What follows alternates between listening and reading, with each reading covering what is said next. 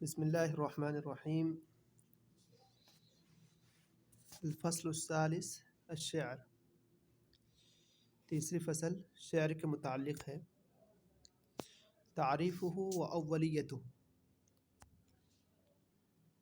شعر کی تعریف اور اس کی شروعات یہ کہاں سے ہوتی ہے، یہ ہم لوگ اس میں پڑھیں گے۔ شعر کی تعریف جو ہمیں یاد بھی رکھنی ہے، وہ الشعر هو الکلام الموزون المقفى المعبر عن الاخیۃ البدیعہ والصور المؤثرہ البلیغہ، یہاں تک یاد کرنا ہے۔ شعر کسے کہتے ہیں کہ وہ ایسا کلام جو موزوں ہو اور مقفع بھی ہو۔ مقفع مطلب جو قافیہ کے ساتھ جو کہتے ہیں وہی ہے۔ وہ کلام کیا ہو، موزوں ہو اور مقفع ہو۔ ایک تو ہے اس میں وزن، یعنی کہ وہ کلام کیسا ہو، وزن جو ایک اس کا پہلے کا اپنا وزن ہوتا ہے، دوسرے کا اپنا وزن، جو اوزان بحور پڑھتے ہیں ہم لوگ وہ، اور دوسرا اس میں قافیہ ہونی چاہیے۔ اور تیسری بات کہ المعبر عن اخلۃ البدیعہ، اخلا خیال کے معنی، خیال کی جمع ہو، تو جو اظہار کر رہا ہو جس میں اخیۃ البدیعہ، بالکل وہ خیال جو بالکل اوپر درجے کے ہوں، تو بہت ہی نادر اور بہت ہی عمدہ قسم کے خیال کو اگر درشائے، والصور المؤثرہ البلیغہ، اور صور کا مطلب وہ مناظر، وہ مظاہر جو کیا ہو، مؤثر بھی ہوں اور بلیغ بھی ہوں۔ تو اگر کوئی شاعر، شعر کسے کہیں گے جو کلام موزوں ہو، مقفع ہو، اور تیسری بات اس میں کہ اس میں جو خیالات ہوں وہ خیالات کو ایسے ویسے نہ ہو، بلکہ بہت ہی عمدہ قسم کے خیالات ہوں اور مؤثر اور بلیغ منظر کشی کی گئی ہو۔ وقد یکون نثرا کما یکون نظما، دیکھیے شعر کبھی نثر بھی ہوتا ہے جیسا کہ نظم میں ہوتا ہے۔ نظم ہوتا ہے وہ تو ہم لوگ جانتے ہیں کہ شعر کیا ہے، نظم کی شکل میں، لیکن نثر کی شکل میں بھی شعر ہو سکتا ہے۔ اس کی بات وہ ہے کہ آپ علیہ الصلاۃ والسلام کو لوگ شاعر بھی کہتے تھے، حالانکہ آپ علیہ السلام شعر کبھی نہیں، کہ شعر تو آپ علیہ السلام نے بہت کم یا نہ کے درجے میں۔ تو آپ علیہ السلام نے ہمیشہ قرآن کی تلاوت یا جو بھی آپ علیہ السلام بولتے ہوں گے، تو اس کے بنا پر لوگوں نے کیا کہا، آپ علیہ السلام کو شاعر کہہ دیا۔ تو اس سے کیا پتہ چلتا ہے کہ شعر کبھی نثر بھی ہوتا ہے اور شعر کبھی نظم میں بھی ہو جاتا ہے۔ والشعر اقدم الآثار الادبیۃ عہدا لعلاقته بالشعور وصلته بالطبع، شعر کیا ہے، ادبی آثار کے اعتبار سے اگر دیکھا جائے تو سب سے پرانا ہے، عہداً زمانے کے اعتبار سے، یعنی شعر کی ابتدا جو ہے، اور آثار آپ دیکھیں، اگر آپ آثار میں سے ایک شعر لے لیں، ایک نثر لے لیں، اور آپ قصص لے لیں، تمثیلیں لیں، جو بھی ہو، تو یہ جتنی بھی چیزیں ہیں سب میں سب سے پہلی بنیاد کس کی پڑی ہے، شعر کی، لعلاقتہ بالشعور، کیونکہ اس کا تعلق کس سے ہوتا ہے، شعور سے ہوتا ہے، وصلتہ بالطبع، اور اس کا تعلق جو ہے وہ فطرت سے ہے، وعدم احتیاجہ الی رقی فی العقل، وعدم احتیاج، اور اس میں ضرورت نہیں پڑتی کس چیز کی، الی رقی فی العقل، کہ کسی انسان بالکل عقل پختہ ہو، ایسی کوئی ضرورت نہیں ہے۔ اسی طرح تعمق فی العلم، علم میں بہت ہی زیادہ وہ تعمق حاصل، درک حاصل کیا ہو، اس کی بھی کوئی ضرورت نہیں ہوتی۔ اور تقدم فی المدنیہ، اسی طرح سوسائٹی بہت ڈیولپ ہو، اس کی بھی ضرورت نہیں ہوتی۔ ولیکن اولیتہ عند العرب مجہولۃ، لیکن اولت میں آغاز، لیکن اس کے باوجود بھی عرب کے نزدیک اس کی آغاز کب ہوتی ہے، یہ بات اب تک کیا ہے، مجہول ہے، یعنی معلوم نہیں ہے۔ فلم یقع فی سماع التاریخ الا وهو محکم مقصد، فلم یقع فی سماع التاریخ، تو تاریخ کے کانوں میں نہیں پڑا، یعنی تاریخ کے کانوں نے نہیں سنا، الا وهو محکم مقصد، لیکن کب، جب کہ عربی شاعری جو ہے وہ مکمل کیا ہو چکی تھی، محکم، مضبوط، مقصد اور پختہ، بالکل ہی مضبوط اور پختہ وہ شکل اختیار کر چکی تھی، تب جا کر کے اس کے بارے میں تاریخ میں کچھ تذکرہ ملتا ہے، یعنی کہ اس کی ابتدا ابھی تک مجہول ہے، اس کے بارے میں کچھ پتہ نہیں چلتا کہ کس طرح وہ شعر و شاعری کی شروعات ہوتی ہے، پھر کیا ہوتا ہے، یہ لوگوں کو پتہ نہیں ہے۔ ولیس مما یسوغ فی العقل ان الشعر بدأ ظہورہ علی ہذہ الصورۃ الناسعہ الرائعہ، ساغ یسوغ مطلب ہوتا ہے جو عقل کو بھانا، تو ولیس مما یسوغ فی العقل، اور یہ بات عقل کو نہیں بھاتی کہ شعر جو ہے بدأ ظہورہ، کہ شعر کی شروعات ہوئی ہو علی ہذہ الصورہ، اس صورت پر، جو صورت کیا ہے الناسیہ، جبکہ وہ مکمل کیا ہے ڈھلا ہوا، الرائعہ، اور مکمل طور پر شستہ اور حسین ہے، یعنی اس پر شعر کی شروعات ہوئی ہو، یہ چیز جو ہے یہ عقل قبول نہیں کرتی۔ جیسے کہ آپ دیکھ سکتے ہیں کہاں پر یہ شعر کا عمدہ نمونہ محلب بن ربیعہ کے شعر میں، امرؤ القیس کے شعر میں ہم دیکھتے ہیں، تو کیا اسی طرز پر شعر کی شروعات ہوئی؟ یہ عقل قبول نہیں کرتا۔ وَإِنَّمَا اخْتَلَفَتْ عَلَيْهِ الْعُصُورُ، بلکہ صحیح بات کیا ہے کہ اس پر زمانے گزرے ہیں، اس پر زمانے گزرے ہیں۔ وَتَقَلَّبَتْ بِهِ الْحَوَادِثُ، اور انقلابات زمانہ سے یہ بھی کیا ہو چکی ہے، دو چار ہو چکی ہے۔ وَعَمِلَتْ فِيهِ الْأَلْسِنَةُ، پھر زبانوں نے لگاتار کام کیا، یعنی کہ ایک مرتبہ زبان، پھر اس کے بعد عربی زبان ڈیولپ ہوتی رہی، تو زبانوں نے اس کو سینچا ہے، حتی تہذب اسلوبہ، تب جا کر کے اس شعر کا جو اسلوب ہے، طریقہ کار ہے، وہ مہذب ہو گیا۔ وتشعبت مناحیہ، مناحی کے معنی یہاں پر اس کے موضوع، اس کے مضامین کے ہیں، پھر اس کے مضامین میں کیا ہوگی، تشعب، تشعب میں وسعت پیدا ہونا، تو اس کے مضامین میں وسعت پیدا ہوئی۔ والمظنون ان العرب خطوا من المرسل الى السجع، والمظنون، مظنون کسے کہتے ہیں؟ وہ لوگ جو خیال کرنے والے ہیں، تو بہت سے لوگ جو خیال کرنے والے، ان کا یہ خیال ہے ان العرب خطوا من المرسل، کہ عرب والے جو ہیں مرسل سے گئے ہیں سجا کی جانب، مرسل سے گئے ہیں سجا کی جانب، ومن السجع الى الرجز، مرسل جو نثر لکھتے ہیں ہم لوگ تو اسے کہتے ہیں مرسل، اور اگر اسی کو سجا انداز میں بالکل قافیہ وغیرہ بنا کر لکھا جائے تو اسی کو سجا کہتے ہیں، اور پھر سجا سے گئے ہیں رجز کی جانب، یعنی شروعات ہوئی تھی مرسل سے، پھر لوگوں کے اندر سجا کا دور ڈیولپ ہوتا ہے، اس کے بعد رجز، رجز کہتے ہیں خودی خواہ کو، جیسے کہ پہلے جب لوگ اگر اونٹ کو تیز ہکانا ہو تو اس کے سامنے کچھ شعر وغیرہ پڑھا کرتے تھے، تو اسی کو وہ لوگ رج سے تعبیر کرتے ہیں۔ ثم تدرجوا من الرجز الى القصیدہ، پھر وہ لوگ کیا ہوتے ہیں، رج سے آگے بڑھ کر قصیدے کی طرف چلتے ہیں، رج سے آگے بڑھ کر قصیدے کی طرف چلتے ہیں۔ فالسجع هو الطور الاول، تو اس سے کیا پتہ چلا کہ سجع جو ہے وہ کیا ہے، هو الطور الاول، وہ بالکل پہلا زینہ ہے، پہلا زینہ ہے کس چیز کا، من اطوار الشعر، شعر کی قسموں میں، شعر کی انواع میں پہلا زینہ کون ہے، رجز ہے۔ توخاہ الکہان، اب یہ رجز شروعات کس نے کیا تھا، رجز کی شروعات کرنے والے کاہن حضرات ہیں۔ اب وہ لوگ رجز کرتے کیوں تھے، توخیتہ قصد کرنا، مناجات للآلہہ، وہ معبودوں سے مناجات کیا کرتے تھے، وتقییدا للحکمہ، اور اپنی تقییدا للحکمہ، حکمت کی باتوں کو قید کرنے کے لیے، محفوظ کرنے کے لیے، وتعمیۃ للجواب، اور جواب دینے کے لیے، میں نے لکھا ہے کہ پہیلی جو بالکل گنجلک باتیں ہوتی ہیں ان سب کا جواب دینے کے لیے، وفتنۃ للسامع، اور جو سامع ہیں ان کو حیرت میں ڈالنے کے لیے، ان کی آزمائش کے لیے یا ان کی حیرت میں ڈالنے کے لیے۔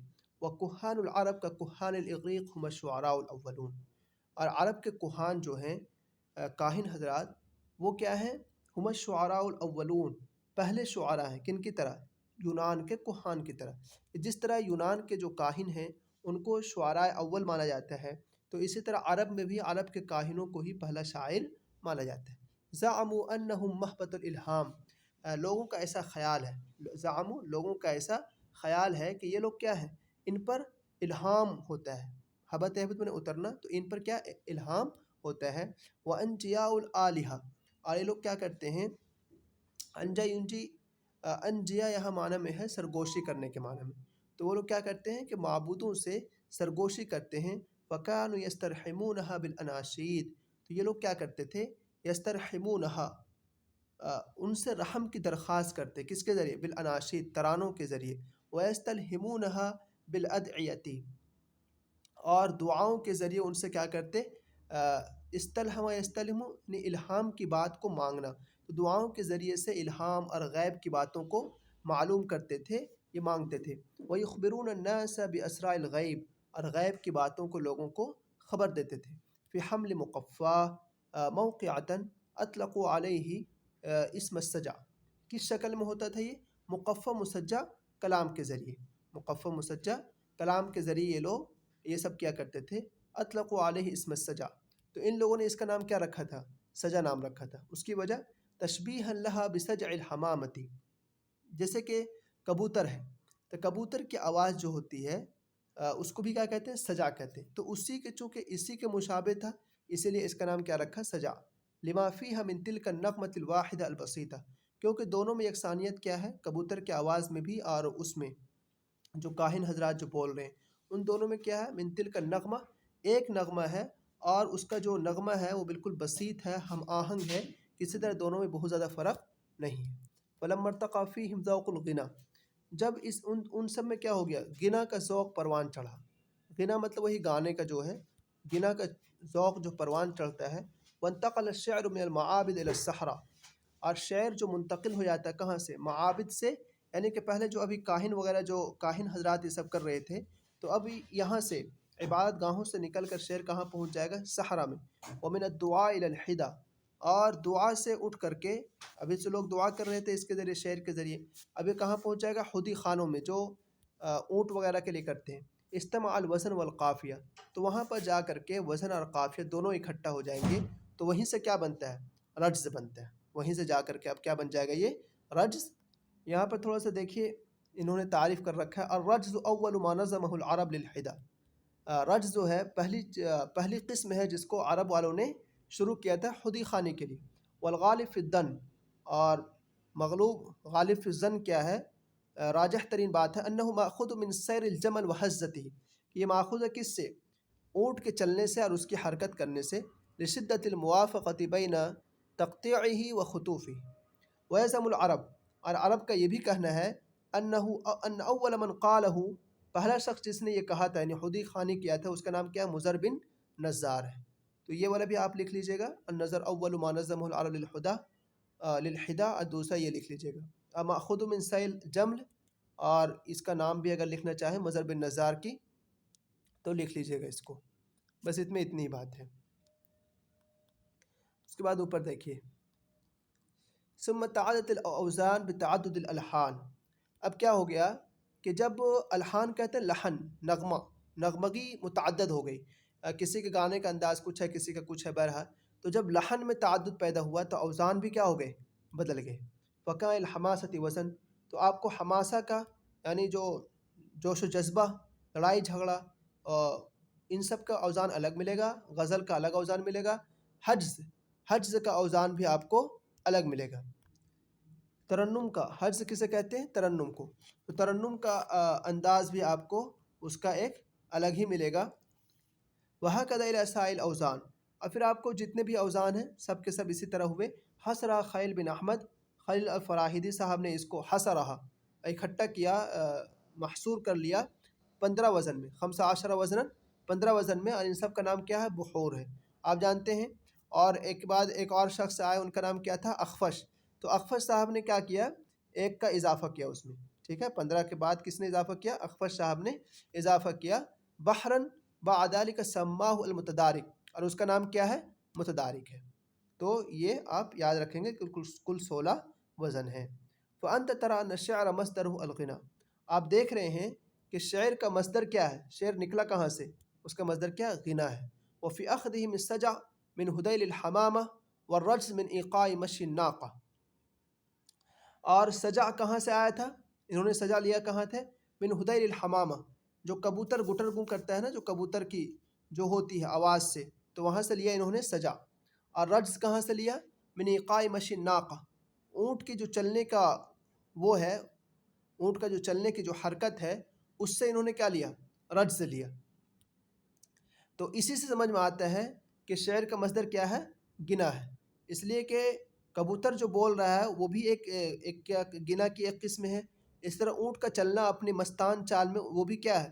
گنا کی ایک قسم ہے. تو اس لیے کہہ رہے ہیں کہ شعر جو ہے اس کا مصدر، اس کا سرچشمہ گنا ہے. ولفظ الشعر من شعر العبریہ، لفظ شعر جو ہے وہ کس سے نکلا؟ عبرانی لفظ ہے ایک شعر، اس سے نکلا. اس کا معنی کیا؟ ترتیل یا تسبیحہ، ترتیلہ یا تسبیحہ کے معنی میں ہے.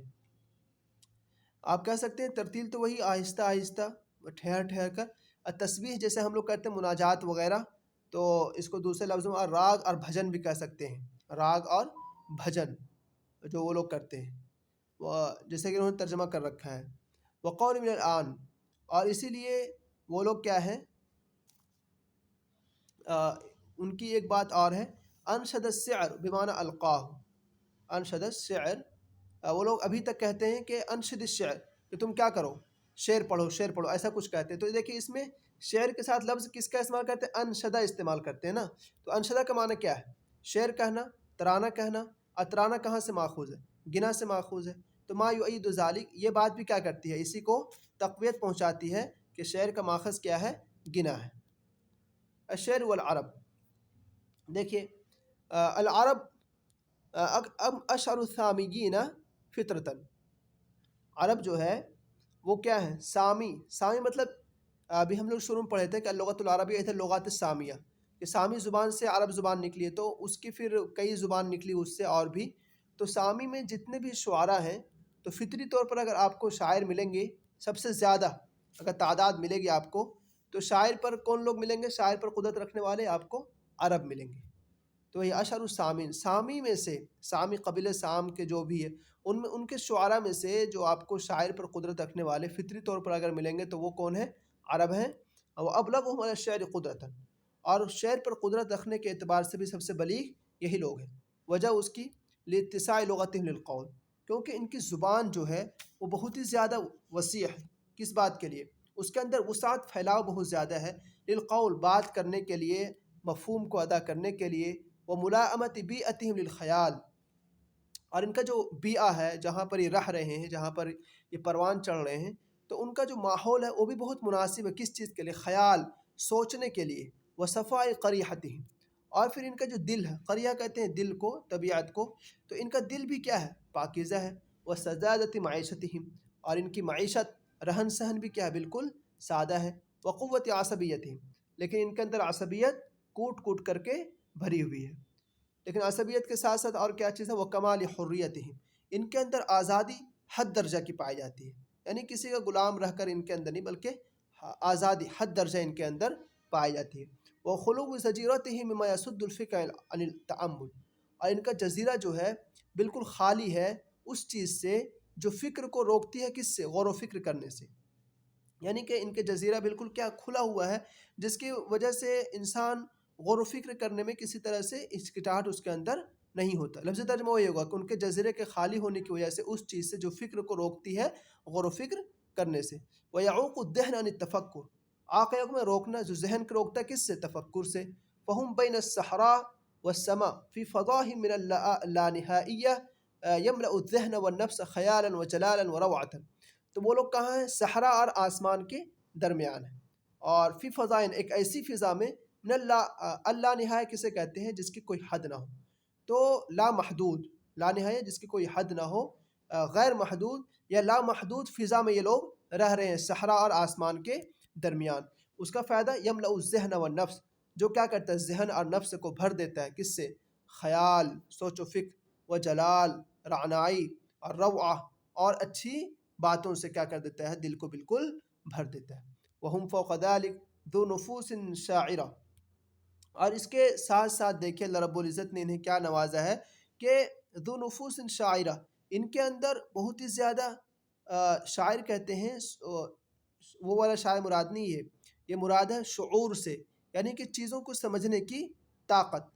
تو ان کو اللہ رب العزت نے ایسا دل دیا ہے جو بہت ہی حساس ہے، وطباع ثائرہ، اور ان کی طبیعت، ان کی فطرت جو ہے وہ بہت ہی زیادہ کیا ہے؟ ثائرہ، جو حساس ہے یا بہت ہی زیادہ برانگیختہ ہو جاتی ہے۔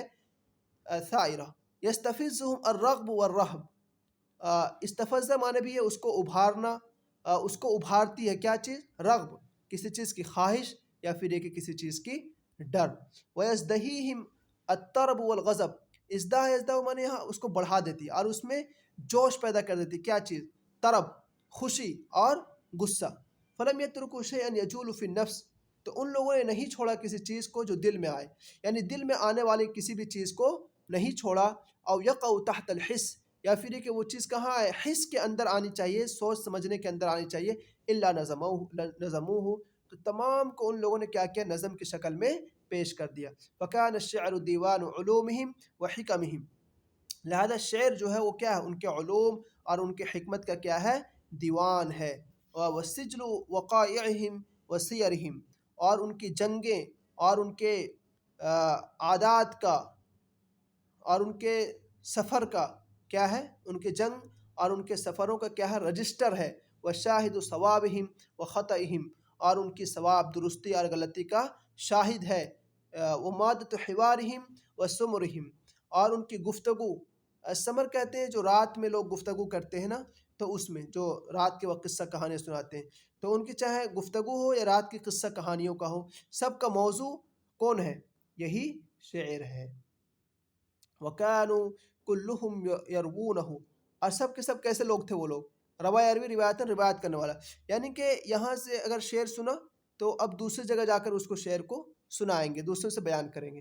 وَجُلُّهُمْ يَقْرِزُونَهُ عَفْوَ الْبَدِيهَةِ وَفَيْضَ الْخَاطِرِ حتى روى عنهم من الشعر الوجداني ما لم يروى عن أمة من الأرض مثله۔ وجلهم يقرزونه عفو البديهة وفيض الخاطر، کہ اشعار کا جو ہے ایک بڑا حصہ، یا ان میں سے بہت سے لوگ جو یقرض میں شعر کو کہنا، تو ایک بڑی جماعت جو تھی وہ شعر کس طرح کہتی تھی، عفو البدیہتی، جس میں بداحت، بداحت مطلب برجستہ، برجستہ شعر کہتی، وفیض الخاطر، اور وہ دل سے نکلتی تھی، یعنی کہ اس کو بنانے کی ضرورت نہیں پڑتی، خود بخود دل سے وہ کیا ہوتا تھا، فیضان ابلتا تھا وہ، تو عفو البدیہ برجستہ شعر کہتے تھے، اور دل سے وہ ابلتا تھا۔ حتی روا عنہم، یہاں تک کہ ان سے، من الشعر الوجدانی، اتنے شعر وجدانی روایت کیا گیا، بتایا گیا، ما لم یروى عن امت من الارض، جو زمین کے اور دوسری جماعتوں میں سے، دوسری قوم میں سے کسی اور امت میں، کسی اور قوم میں اتنا روایت نہیں کیا گیا، یعنی کہ کیا کہتے ہیں اس کو، وجدانی شعر جو دل کی صحیح ترجمانی کرے، آپ کو اتنا ملے گا، اتنا ملے گا جتنا کہ دوسری کسی اور زبان میں آپ کو ملنے والا نہیں ہے۔ فلا بدع، تو یہ تعجب کی بات نہیں ہے، فلا بدع یہ تعجب کی بات نہیں ہے۔ اذا كان الشاعر یقویہم ویرشدہم، یعنی یغویہم ویرشدہم، کہ شعر و شاعری جو ہے لوگوں کو کیا کرے، گمراہ کر دیتی ہوگی، یا پھر یہ کہ لوگوں کو، شعر و شاعری لوگوں کو گمراہ کر دے، یا پھر ان کو صحیح راستہ دکھلا دے۔ والبیت الواحد یقیمہم ویقعدہم، قعد یقعد بیٹھنا، تو یقعدہم، اور ایک شعر ایسا ہوتا ہوگا جو ان کو کیا کرتا ہوگا، یقیمہم سیدھا کر دیتا ہوگا، یا ان کو بٹھا دیتا ہوگا، یعنی کہ ان کو کامیاب کر دیتا ہوگا یا ناکام کر دیتا ہوگا۔ والامثال فی التاریخ، اور تاریخ میں اس کی مثالیں جو ہیں مستفیضۃ، بھری پڑی ہیں، علی تأثیر الشعر فی نفوسہم، کہ ان کے دل و دماغ میں شعر کا کیا تاثیر تھا، ومنزلۃ الشاعر من قلوبہم، اور ان کے دلوں میں شاعر کی کیا قدر تھی۔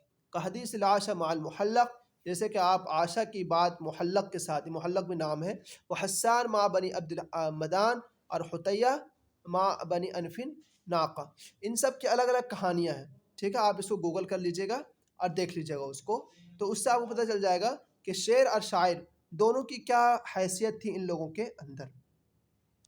اب یہاں سے یہ ذکر کر رہے ہیں انواع الشعر، کہ شعر کی کتنی قسمیں ہو سکتی ہیں، تو ان کا کہنا ہے کہ انواع الشعر ثلاثۃ، شعر کی جو قسمیں ہیں وہ کتنی ہیں، تین ہیں۔ ایک ہے شعر گنائی، اسی کو شعر وجدانی کہہ رہے ہیں یہ، تو آپ لکھ لیجئے گا، شعر کی تین قسمیں ان کے ہیں، شعر گنائی، وجدانی، تیسرا شعر قصصی ہے، اور چوتھا شعر تمثیلی ہے۔ تو دیکھیے شعر گنائی جو ہے، اور وجدانی، کوئی بھی نام دے دیں آپ اس کو، وَهُوَ يَسْتَمِدَّ الشَّاعِرُ مِن طَبْعِهِ، استمد مطلب ہوتا ہے مدد طلب کرنا، تو مطلب شاعر اس میں اپنی فطرت سے کیا کرتا ہے، اپنی فطرت سے مدد طلب کرتا ہے۔ وَيَنْقُلُ عَنْ قَلْبِهِ، اور اپنے دل سے کیا کرتا ہے، نقل کرتا ہے، اپنے دل کی بات کو نقل کرتا ہے۔ وَيُعَبِّرُ عَنْ شُعُورِهِ، اور اپنی جذبات کی ترجمانی کرتا ہے، شعور میں جذبات اور اپنے جذبات کی اظہار کرتا ہے، ترجمانی کرتا ہے، جسے ہم لوگ کہتے ہیں شعر گنائی۔ دوسرا کون ہے، شعر قصصی، قصص مطلب قصہ وغیرہ کو شعر کے انداز میں ڈھال دینا۔ وہ ہوا نظم الوقائع الحربیہ، جو جنگی وقائع ہیں ان سب کو نظم کرنا۔ والمفاخر القومیہ، اور قومی کارنامے ہیں، بلند کارنامے ہیں، ان سب کو قصہ کی شکل میں جو کارنامے تھے تو ان سب کو نظم کی شکل میں کیا کر دینا، قصہ کو نظم کی شکل میں جمع کر دینا، جیسے کہ آپ جانتے ہیں الیاذہ اور شاہ نامہ۔ آگے مکمل بحث آ رہی ہے تو وہاں پر دیکھ لیجیے گا آپ کہ الیاذہ کن کا، شاہ نامہ کن کا ہے، ٹھیک ہے۔ بس یہاں پر تعریف یاد کر لیجیے کہ جنگی جو بھی کارنامے ہیں، جنگی جو بھی واقعات ہوتے ہیں لڑائی وغیرہ میں، اور جو قومی کارنامے ہوتے ہیں تو ان سب کو شکل کی قصے کی شکل میں شعری انداز میں پیرو دونے کو کیا کہتے ہیں، شعر قصصی کہتے ہیں۔ اس کے بعد تیسرا ہے شعر تمثیلی۔ یہ دیکھیے شعر تمثیلی جو ہے وہ ہوا ان یعمد الشاعر الی واقعۃ، کہ شاعر کیا کرتا ہے اس میں عمد میں قصد کرنا، شاعر قصد کرتا ہے کس کا، پہلے وہ سوچتا ہے ایک واقعے کا، اپنے ذہن میں لاتا ہے ایک واقعہ، فتصور الاشخاص، دیکھیں تمثیل میں ڈرامہ، ٹھیک ہے، تو ڈرامہ سمجھے گئے ہوں گے، پہلے کیا کرے گا وہ ایک کہانی پورا سوچے گا، فتصور اشخاص، پھر اب وہ کیا کرتا ہے جو ڈرامہ جن کو پلے کرنا ہے تو ان لوگوں کو ان اشخاص کا تصور کرے گا، جرت علی ایدیہم، جن کے ہاتھوں پر اس کو چلانا ہے، یعنی کہ جو لوگ وہاں پر دکھیں گے کام کرنے والے، وینطق کل منہم بما یناسبہ من الاقوال، اور جو مناسب باتیں ہوں گی وہ ان سے وہ کیا کرے گا، کہلوائے گا، وینطق منہم، اور ان سے وہ کہلوائے گا جو مناسب باتیں ہوں گی تاکہ لوگ سن سکیں، وینسب الیہم ما یلائم من الافعال، اور جو مناسب کام ہوں گے وہ ان کی جانب کیا کرے گا، منسوب کرے گا، وہ ان کی جانب منسوب کرے گا۔ تو اسے کیا کہتے ہیں، ڈرامہ۔ پہلے ایک کہانی کو سوچتا ہے انسان، پھر کہانی کو سوچنے کے بعد اس میں کسی کو ہیرو قرار دے گا، اور کسی کو بطل، اگر ہیرو قرار دیا ہے تو کچھ اور لوگ ہوں گے، کچھ اور لوگ ہوں گے، پھر ان سب میں جو باتیں ہونی چاہیے وہ سب کر کے، تو اسے کہتے ہیں یہ لوگ شعر تمثیلی۔ آئے کرے والغناء اسبق هذه الانواع الى الظہور، کہ ان قسموں میں، ان تین قسمیں ہوئی، گنائی اور قصصی اور تمثیلی، تو ان میں جو سب سے اسبق، جو سب سے پہلی قسم جو ہے وہ کون سی ہے، الغنائی ہے، جو کہ ظاہر، یعنی ظاہر ہونے کے اعتبار سے سب سے پہلی قسم کون ہے، غنائی ہے، لأن الشعر اصلہ الغنا، اس لیے کہ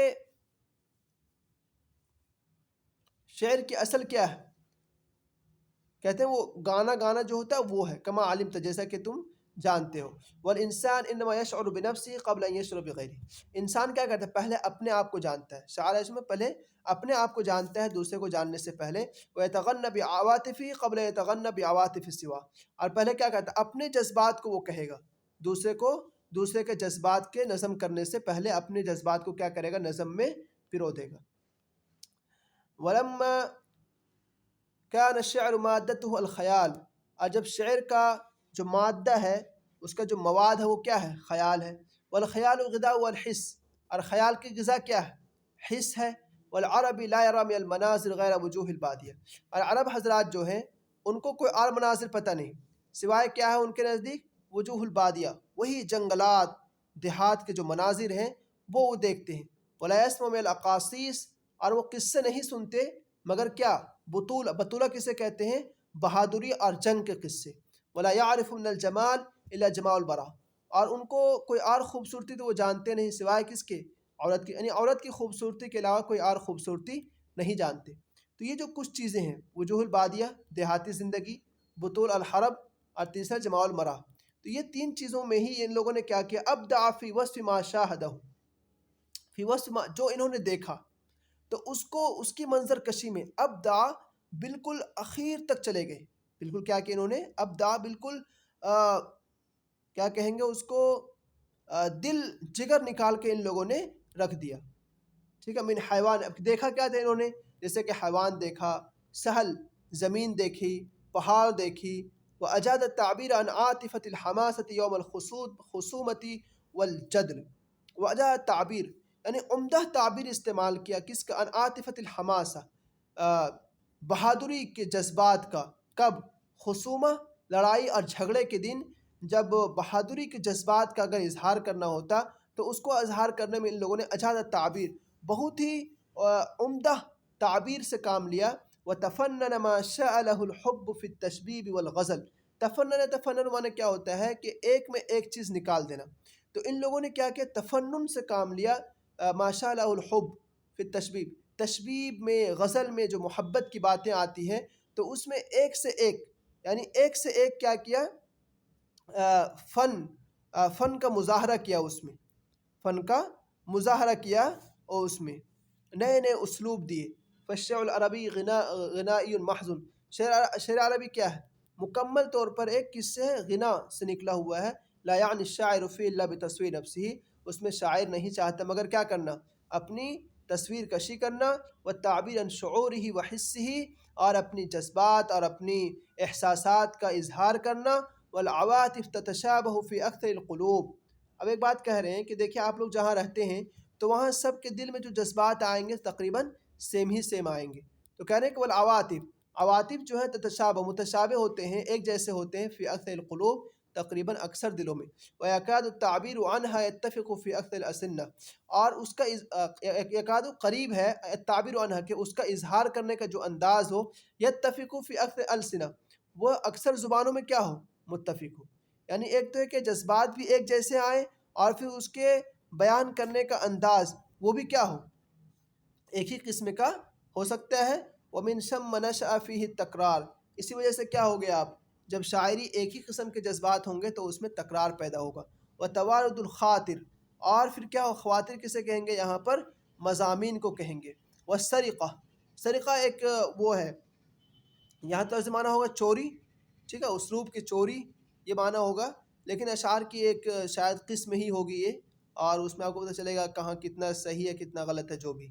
تو وتبادل الخاطر کہ جو مضامین ہیں، اسی طرح چوری ہے۔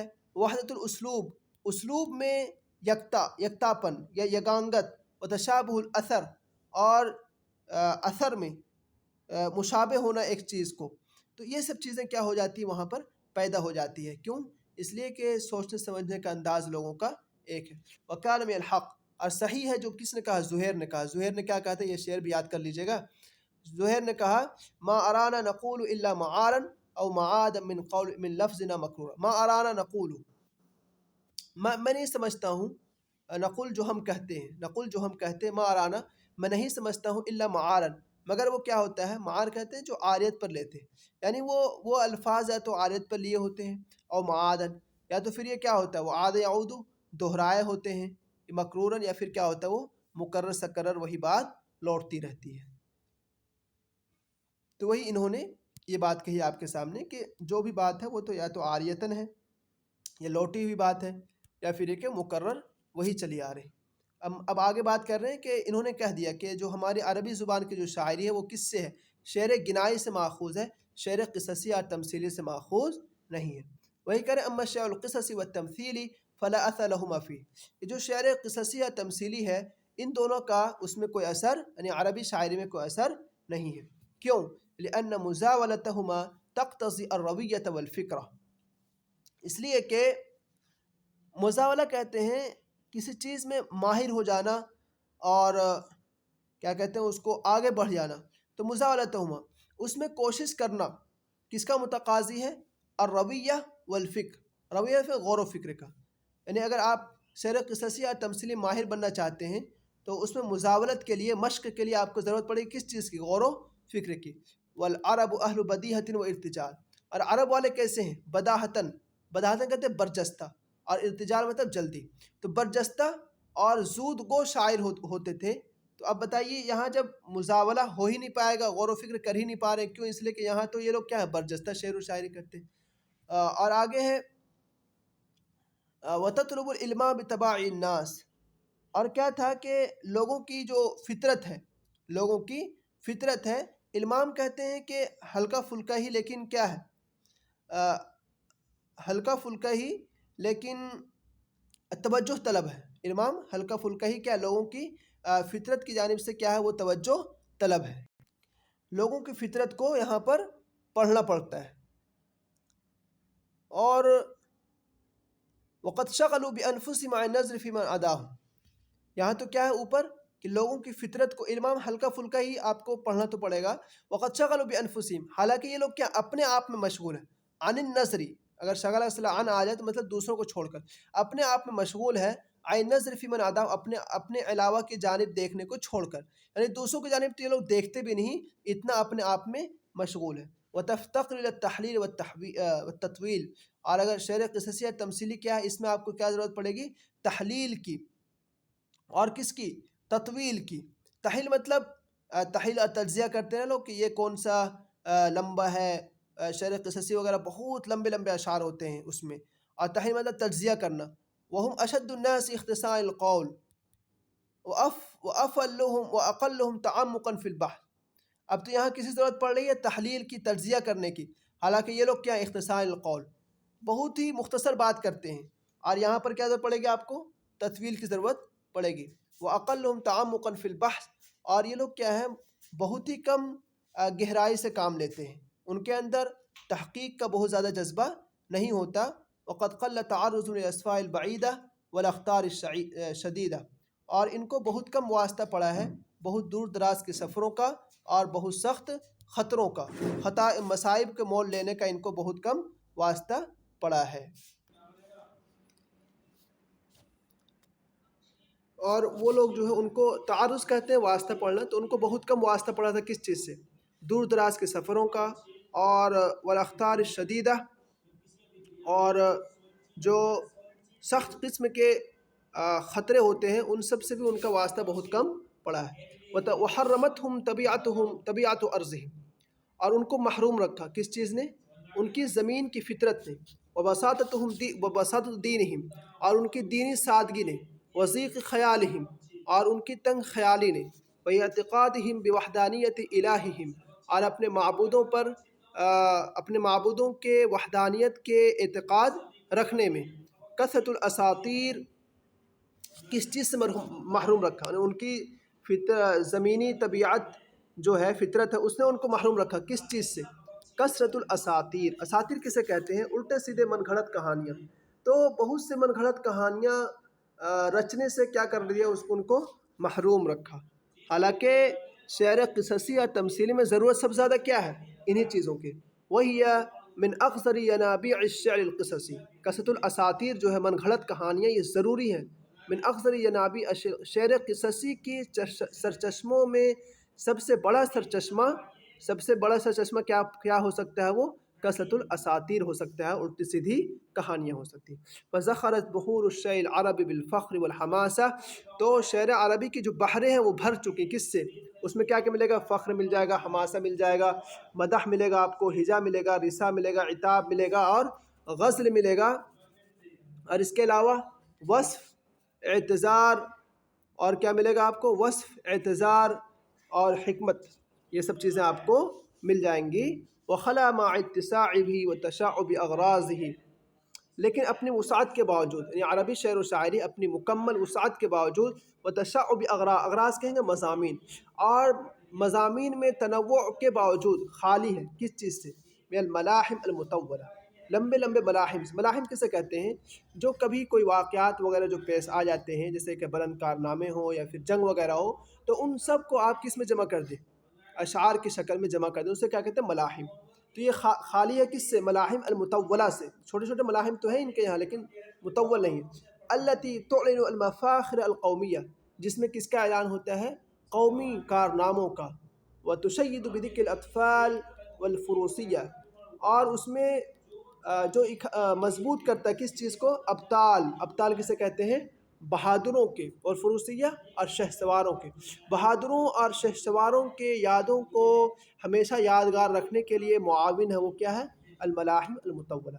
جیسے کہ آپ کو پتہ ہوگا کہ الیاز اليونان، یونانیوں کا جو ہے ایک ہے الیازہ، اور رومان کا کیا ہے؟ اینیاد، یہ سب یاد کر لیجئے گا۔ اور ہندوؤں کا کیا ہے؟ مہابھارت۔ اور فرس کیا بولتے ہیں؟ ایرانیوں کا کیا ہے؟ شاہ نامہ۔ ایرانیوں کا کیا ہے؟ شاہ نامہ ہے۔ دیکھیں تھوڑا سا اس کا سن لیجئے کہ یہ جو ہے آپ کے یہاں کیا کہتے ہیں؟ الیازہ۔ الیازہ کیا ہے؟ ملحمۃ یونانیہ، یونانی رسمیہ ہے، یونانی رزم کہتے ہیں، ملحمہ کہتے ہیں عربی میں، اردو میں اس کو رزم کہتے ہیں، رزم۔ تو جو یونانی رسمیہ ہے، اس کو ہومر نامی شخص نے، ہومیروس یہاں لکھا ہے دیکھ لیجئے، فی حروب تروادہ، کچھ اس نے جنگوں کے واقعات کو نظم کے کر رکھا ہے اس نے، اور اس میں جو یونان کے جو قدیم تہذیب و تمدن ہے اس کی بھی مثال آپ کو یہاں پر مل جائے گی، ٹھیک ہے۔ اور اس کے بعد کیا ہے؟ انیاد، انیاد، الیازہ کس کا؟ یونان کا، یاد رکھیں گے ہم لوگ۔ اور دوسرا کون ہے؟ دوسرا ہے انیاد، ٹھیک ہے۔ یہ کہاں ہے؟ لاطینی ہے۔ ملحمۃ النظمہ فرج اکبر شعراء رومان، رومان کا ایک بہت بڑا کوئی ہوگا تو اس نے یہ اس کو لکھا تھا، اور اس میں تقلید اس نے کیا؟ وہی ہومریس کا جو الیازہ و جو یونان والوں اسی کا تقلید کر رکھا ہے۔ مہابھارت کس کا ہے؟ ہندوستانیوں کا ہے۔ اس کا لکھنے والا آدمی کون ہے؟ فیاسہ ہے۔ احد الکہان الہنود بلسان سنسکرتی، سنسکرت زبان میں لکھا ہے، ایک ہندوستانی کاہن تھا اس نے، قبل المیلاد بقرون یصف فی الحروب التي نشبت بین البانفادس والکوروس، بانفادس اور کوروس کے درمیان جو جھگڑا چھڑا تھا اسی کو اس نے بیان کیا۔ اس میں اشعار کتنے؟ یہ دیکھیے، مئتئی الفن، کتنا؟ مئتئی الف، 2 لاکھ کے قریب اشعار ہیں، سوچ سکتے ہیں ہم لوگ، 2 لاکھ کے قریب۔ شاہنامہ ہے، یہ فارسی نظم ہے، ٹھیک ہے۔ اس کو لکھنے والا کون ہے؟ الحسن بن حساق الفردوسی، اس لیے شاہنامہ الفردوسی کے نام سے مشہور ہے۔ یہ کس کے بارے میں؟ اکاسرہ و اخباری، جو کسرا بادشاہ جو تھے وہاں پر ان کے بارے میں یہ ہے۔ اس کے بعد دیکھیے، وصف الحرب التي اشتعلت بین اہل ایران و اہل توران، اہل ایران اور اہل توران کے درمیان جو جنگ بھڑک گئی ہے تو اس کا بھی اس میں تذکرہ ہے۔ وقد نقل اہل العربیہ نثرا الفتح بن علی البنداری الاصبہانی، انہوں نے جو ہے اس کو عربی زبان میں نقل کیا ہے۔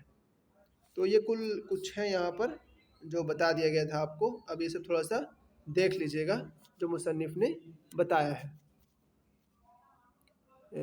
الیازہ بس ہمیں اتنا یاد کر لیجیے گا، زیادہ نہیں۔ الیازہ کن کا ہے؟ یونان کا، اور انیاد رومان کا، مہابھارت تو یاد ہی رہے گا، شاہنامہ یہ بھی یاد رہے گا۔ تو یہ کچھ ہے آپ کے سامنے مثال کے طور پر، اور چلیے آج یہیں تک رہ دیتے ہیں، انشاءاللہ کل جو ہے اس سے آگے پڑھیں گے انشاءاللہ۔ السلام علیکم ورحمۃ اللہ وبرکاتہ۔